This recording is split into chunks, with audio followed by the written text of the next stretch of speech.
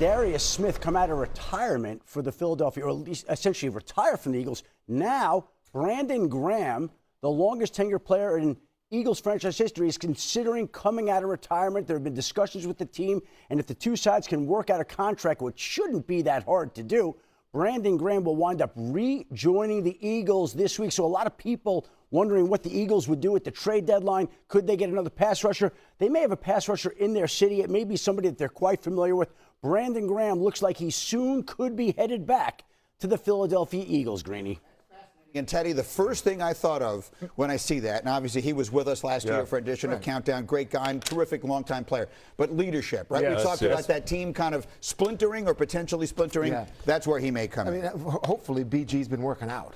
You know, first of all, because I'm telling you, you retire, and sometimes you think you're done. But, I mean, if they made the call because of some of – you heard Darlington talking about chemistry and drama. Right. That's one of the core four. Yes. Remember the core four they talked about in terms of leadership? Bring him back. Maybe he can quell some of this drama and all this chemistry problems. They can use him on the field, too. They need help on the edge. They desperately miss Josh Sweat. Right, Nolan Smith Jr. is out. Like, the edge players are not the same as they were a year ago. Man, as good as BG has been for that organization, he took some time off. I'm just anxious to see him. And, yes, we are fans of him here. I just want to know what it's going to look like if he does come back. That's all. Man, oh, man. I tell you what, though, you're right. Alex, to your point, they don't have the depth that they have. And it shows when in the fourth quarter of games. We'll find out today. If you're bringing somebody back now that's retired to try to help your chemistry problems, it's bigger problems. Means you got problems, okay, then you got major problems if they need this help. Well, he is a former and perhaps future Eagle. Here's another former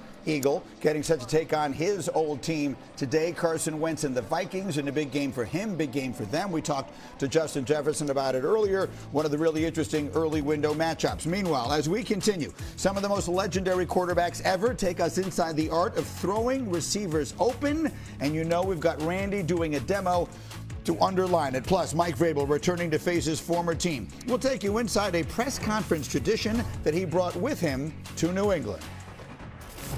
Out of respect to her, give her the first question, and it kind of stuck, and it kind of, rolled from there. Van Pelt, that first game tomorrow night could be an NFC Championship preview. Buccaneers have the best record in the conference. They will be up to a 41% chance to get the 1 seed in the NFC if they win. Lions, meanwhile, are 4-2. If they lose, Detroit would have just a 5% chance for the top spot in the conference. And for both teams, injuries are an enormous factor. Schefter, what can you tell us? Bringing some significant injuries for tomorrow night. The Detroit Lions secondary will be without 3 of its starters and regular players in that matchup against the Buccaneers. No Terrion Arnold, no Kirby Joseph, no Avonte Maddox. But this is something that has real-life football implications and fantasy implications. Mike Evans, Emeka Egbuka, both questionable. I'm told that Evans is likely to play, and that Emeka Egbuka, who injured his hamstring last week, didn't finish the game, has a quote-unquote real chance to play. It's a low-grade hamstring, and so you'd think, well, maybe the Bucs would want to be careful. But Emeka Egbuka wants to try to play, and they're going to look at him pregame to make a final decision. Sounds like they're cautiously optimistic right now he's going to be out there. Okay, so we talked about the stakes of this game, important in so many different ways. Let's pick it. Rex, Bucs and Lions, who you got? Man, all I know is that I hate the news about Egbuka because I don't want him out there. My Lions got 4 dang starters out in the back end.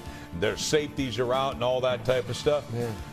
But you're expecting house kittens out there. Ain't going to show up. Lions are going to show up and bite the heck out of those Bucs. Give me the Lions. With Mike Evans coming back, I think this young rookie Egbuka held it down. No Godwin. Mike Evans is back. Nursing Egbuka with the hamstring, I think that'll be enough. Red zone, Egbuka and Mike Evans show up big in the red zone. You give me the Tampa Bay Bucs. I can't wait for this game on Monday night. I'm with you, Randy. I like the Bucs. The secondary injuries to Detroit, and you're playing this team that's got all these wideouts, especially hopefully if they're playing. I think it's a recipe for disaster. I like the Bucs in this one. And how Tampa Bay has handled so much throughout the course of the year, not having Mike Evans, so many injuries, older players on defense.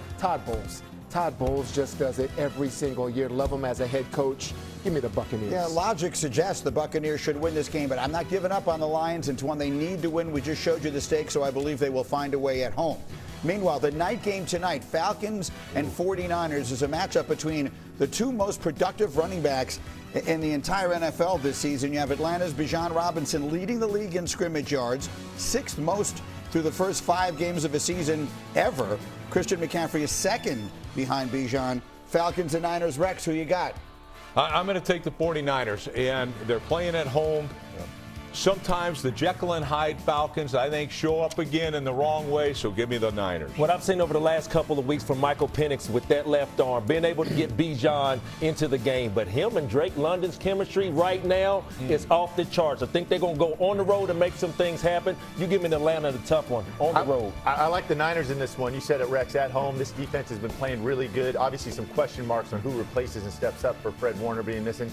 But they do get George Kittle back, which I think will be big for this offense. I like them getting it. It's a bad week to lose Fred Warner and hope Freddie gets better soon. But this zone running scheme by the Falcons, this is when the linebacker is so important to find out where that running back is going to go. They're going to miss Fred on this one. I'm going to go with the Falcons. Number 1 quarterback in QBR in the 4th quarter is Michael Penix. Okay. He's playing well. Okay, Give me Atlanta. Falcons have a short week and a long flight. I will take the Niners to win this game at home. Okay, next order of business. Happy anniversary, Randy Moss. 22 years ago today, you made one of them because we had 3 They always score a touchdown. Randy, it's your guy. Justin Jefferson is live with us. Man, you came to the countdown cam with us. Boy, I see you shining, got the Gucci jacket on. First of all, good morning to you. Thanks for coming on. Got to. Good morning. Good morning. Appreciate you for having me, man. Always. Well, man, we're going to jump straight out there, man. Your current quarterback going against his former team. And one thing we talked about this week, going against your former team, have you seen a sense of urgency or some type of change in Carson Wentz in this week's preparation? I mean, I don't really think he's taking it, too really personal. He feels like that's kind of the past, and he had a great journey over there. So it's on to his new journey and on to his new team. But he's definitely locked in and he's definitely focused. So we're ready, and we gonna come with it for sure. Well, if there's no sense of urgency in him, you're going against the defending Super Bowl champs in Minnesota and this secondary with Quinyon Mitchell nursing a hamstring injury. What have you seen on film, and could there be a possibility of you getting in that end zone on countdown cam? Talk to me, young buck. Come on, Randy. Come on. You already know what it is. But they have a great team. They have a great defense. They have a great secondary, great D-line. So a great all-around team. So just knowing that and just being prepared for our preparation and practice. But the confidence and just going out there and executing our plays is all that we need. Justin Jefferson with us had a video that went completely viral this week. For those who haven't had a chance to see it, it involved him and his general manager and just a little bit of fun. Watch this. Mr. Quasey, you look very good.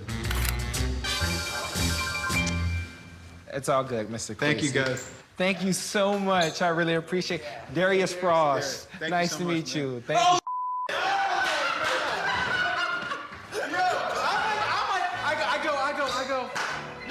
Looks like it. It's Kwesi Adolfo-Mensah, the general manager. Tell us about that one, Justin. Nah, that was hilarious, man. I mean, I got so many different compliments on it. So many different people, just talking about the video. But just the whole experience was pretty fire. I appreciate everybody for being a part of that. But if you haven't seen it, definitely go watch it.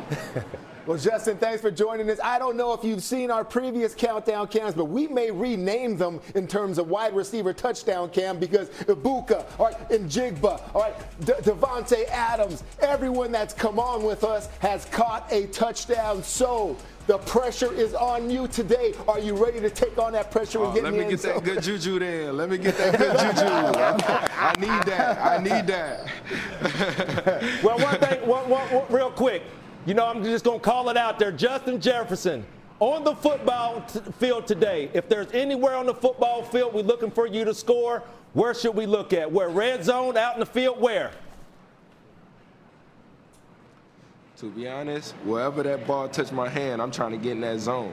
So it can be in the red zone, they can be from 50, or it might go 97 again. Who knows? Justin Jefferson, this Yes, is sir. a pleasure for us. Thank you so much for taking the time. Good luck today. Jets, go get them, my man. Looking forward Always to love, it. man. Appreciate y'all. You know it. You know it. Always brings so much energy every time we get a chance to talk to him. So that was fantastic. We'll see if he gets in the end zone today. All right, Kansas City Chiefs taking on the Raiders today. Patrick Mahomes and company. He will get back Rashee Rice, who's been suspended the first 6 weeks of this season.